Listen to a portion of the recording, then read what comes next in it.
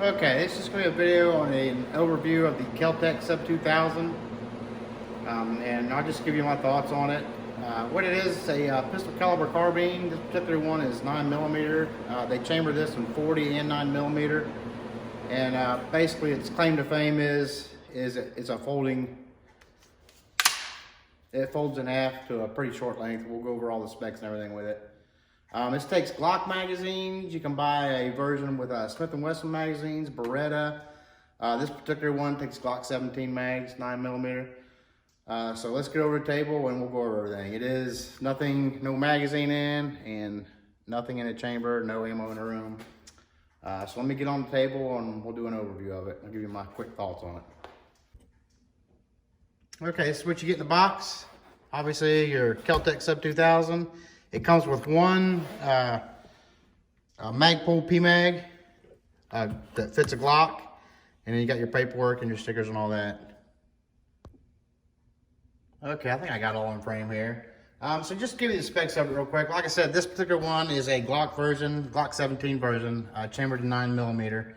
And like I said, also I believe it's also chambered in 40 Smith & Wesson. The weight of this thing unloaded is 4 1/4 pounds, so it's really lightweight. Your magazine, it varies by magazine. You can get in Glock 19 and the different other like Beretta and Smith & Wesson are gonna be different. Your overall length with your stock adjusted all the way in is gonna be 30.5 inches. And then if you take it all, it's only got 3 adjustments on there. So you got 30.5 if it's all the way out. And then if you have it all the way in, it's going to go down to 29 1/4 inches from when it's unfolded all the way out. And then your length folded with this all the way, with your stock all the way in, it's going to be 16 1/4 inches. And the barrel length is also 16 1/4 inches, so it literally folds in half. Trigger pull is about 9.5 pounds on it. And right now, as of the making of this video, these are kind of tough to find, and the price has gone up over the past couple years with them. So I've seen these anywhere from $499.99 to about $530 for the Glock version. It seems like the other versions are a little bit cheaper. Maybe the 40 Smith & Wesson is a little bit cheaper. Also, just to mention real quick that Keltec has what's called, I think it's called a Halo program. Make sure it's in frame. And you can get like law enforcement discounts. So law enforcement discount on this one is $444. And their Halo program includes active law enforcement, retired law enforcement, also active and retired firefighters and EMTs and EMSs. And it's also for, I believe the military falls into it as far as active duty, retired, and also just a veteran. Not saying just a veteran, but veterans also. If you bring your DD-214 and can prove that you were honorably discharged, I believe they fall under that Halo program too. So with that discounted price, they're like $444. I just thought I'd throw it out there because I don't know if maybe you didn't know about it. I don't know. So it's a 1 1/4 inches wide and 7 inches tall, which I guess could vary by what type you get as far as magazine goes. It does have a threaded barrel on there, and it's your standard 1/2 inch by 28, same as an AR. And I'll go over that in a minute, something I had with that. Like I said, it comes with one magazine, comes with Keltec's lifetime warranty. It's not an unlimited warranty, there's restrictions to it. And I guess that's about it for the specs of it. So I'm just gonna give you my thoughts on it a little bit. So I just bought this a couple weeks ago. I've had it out a couple times now, and I usually don't count my rounds. But I've got between 300 and 350 rounds through this. And what I've shot was, I shot steel cased 115 grain 9mm and brass case 124 grain 9mm. Both full metal jacketed. Never had an issue at all.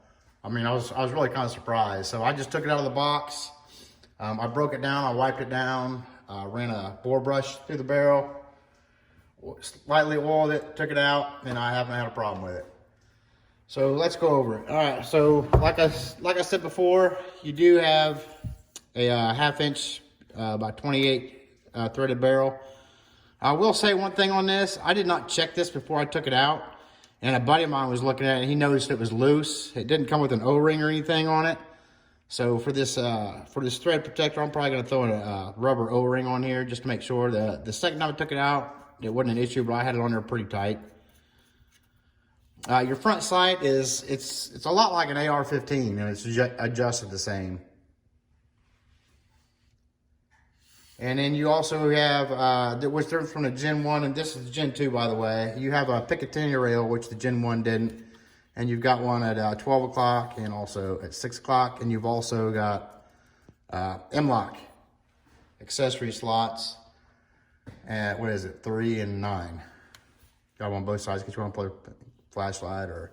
So you got plenty of room to basically take this 4.5 pound foldable pistol caliber carbine and make it a 9.5 pound unfoldable carbine. But like I said, I've seen my videos, to each his own with their setups. It's your gun, do with what you want. The rear sight is a peep sight. And I will tell you on the mag release is not ambidextrous. You can see you've got that, so you can't flip it, so you're kind of stuck with it if you're wrong-handed. The reason I went with a Glock 17 instead of a Glock 19 is the Glock 19's grip is a full 1/2 inch shorter than what the Glock 17 was. And on this, for me, this is about the shortest as I want it, and I got normal size hands. So I wouldn't want it a 1/2 inch shorter. So that's why I opted with the Glock 17 version. And I ran the PMag that came with this. I ran another older PMag I had.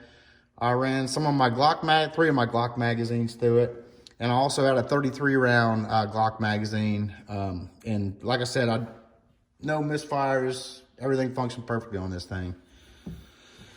So back here we have our charging handle.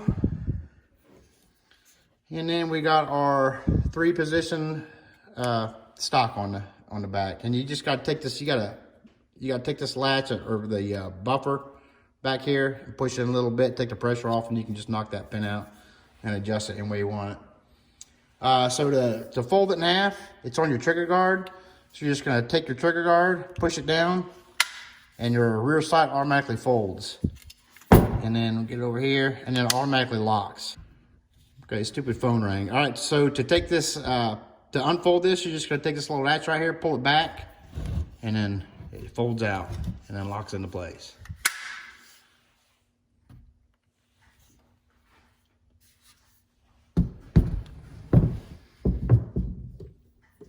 Okay, to give you my thoughts on this, I've seen a lot of people complain about the recoil. It's a straight blowback system, so it's really simple, but you are going to get a little bit more recoil. I really didn't notice it that much. I didn't think it was bad at all. Some people say it starts shredding your shoulder after 200 rounds. I've got between 300 and 350 in this, but it was in 2 sessions, so I really can't say that. And I was also wearing probably a medium jacket. Well, actually, the one I was wearing for the intro of the video that I just did, I was wearing that jacket, so that might have helped some. So I didn't notice at all. And then I was shooting over at my niece's husband's house, and I watched him shooting it, and there was absolutely hardly any muzzle rise on that whatsoever. So it does come straight back, and the spring is really stiff, and the bolt's kind of heavy, which you kind of need for the functionality of it. So they either a heavy spring or a really heavy bolt, so they kind of split the two, I think, and it's a pretty nice combination. It's kind of hard to pull back, but when you're holding it, pointing it down and everything, and you got some leverage on it, it's not a problem. What else? The trigger's a little different. Some people might complain about it. So the trigger basically doesn't have a wall to speak of. As you're pulling it back, it kind of stacks up, and then just releases. Like I said, there's really no wall to speak of. It's like a 9.5 pound trigger pull. When I first had it, I was kind of messing with it, getting to know the gun a little bit. I was like, if they offer a trigger for this, which they offer tons of accessories for this thing, including trigger, metal trigger guard, metal sights. It's a polymer sight in the back. But once I got on the range and everything, and you got used to it, not a problem at all. So I probably won't be changing that. The only thing another thing that I've seen some people complain about, and man, some of them really complain about it, is you've really got to get your cheek down to get your head down for the side alignment. You know, on this tube here. I don't know. I saw one guy on there. I swear I thought he was gonna cry. I'm not trying to dog anybody or anything, but man, he was having a fit over that thing. Best thing I can tell you is just get your cheek down there and it'll line up. It's not that big a deal. It would be nice if the sights were a little bit taller, but it's not a deal breaker for me. I'll put it that way. Like I said, so 350 rounds not a problem. This is my first Kel-Tec I've ever had, and I'm very impressed with it, and I'll probably be looking into more of their products. So that being said, if one of Kel-Tec's powers that be that make the decisions is one of these one of you 32 people watching this video, there's for a Gen 3 coming out, there's 3 suggestions that I would do. And they're not going to work unless you keep the price the same. So don't raise the price for take these in consideration. So the first thing I would do is I would probably integrate some type of a rubber padding into the stock, maybe to take up some of that recoil people are talking about. Like I said, I really didn't notice, but I had a medium jacket on. Second thing I would do is, and I did a lot of customers said what they wanted from the Gen 1, and Kel-Tec changed a lot of that stuff with the Gen 2. And I think everybody can agree, make the sights a little bit higher so you don't have to get down so low. Like I said, it's definitely not a deal breaker for me. You just get used to it and you just do it. I don't know what else to tell you. And then the third thing, as with every single gun ever manufactured, it should come with 2 magazines. And this comes with 1. But that's just my suggestion, Kel-Tec. Feel free to contact me for further discussion on it. And do all that without raising the price. Yeah, so the trigger, I actually like I said, you're not gonna notice on the range, but I really do kind of like it. I'm not gonna add anything to this. If you add a red dot, you're gonna need to either get a quick release or a side mounted mount, so it'll mount on the side, because obviously when you fold it up, you're not gonna be able to red dot down here. So yeah, plenty of M-lock space and rails to do whatever you want with it. Other than those 3 things, that's the only thing I would change on this gun. I'm super happy with it, and it shoots perfect. It is a fun gun to shoot, and it's really compact. Like I said, it folds down to 16¼ inches and weighs 4.5 pounds. That is fantastic to me. Other than that, that's all I got. I'll do a video on a takedown of it for like cleaning and stuff, because I need to clean this. You can see some little bit of wear on the bolt, which no big deal. All right, thanks for watching. And like I said, I'll leave a link once I make the disassembly video. So if you want to check that out, it'll be on a link below. As always, thanks for watching. One more thing I didn't mention, your sight adjustments are all done by the front sight. So you have for elevation, you have your AR style front sight, and then this big screw right here is for your windage. I forgot to mention that. Nothing's done on your polymer peep sight, which just brings me up again to point out the only thing I think they make a little rubber sleeve to go in here to be more comfortable on your cheek. They make buffers in here, or like little rubber spacers between your bolt and this back plate here, or whatever they call that, to like lessen the recoil. There's tons of accessories you can buy for this thing. The only thing I think I would purchase if they weren't too expensive, or I'd probably get little taller sights on it. Other than that, I'm leaving this thing alone. It's a really, really fun gun to shoot.